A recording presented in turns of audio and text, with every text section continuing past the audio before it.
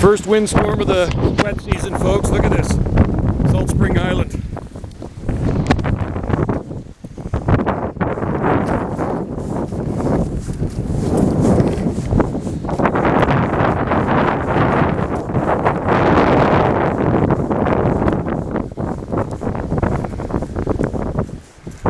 There's some palm trees in the wind for you.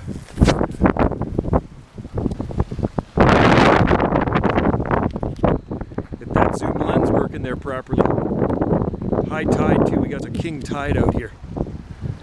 And it's blowing. It's mild out, it's about 50 degrees Fahrenheit, but it's strong winds forecast for the southern Gulf Islands today. And up to the southwest coast. So batten down the hatches, folks.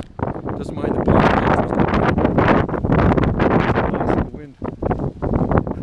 Thanks for watching, folks. Stay safe out there. Happy palm growing. Cheers.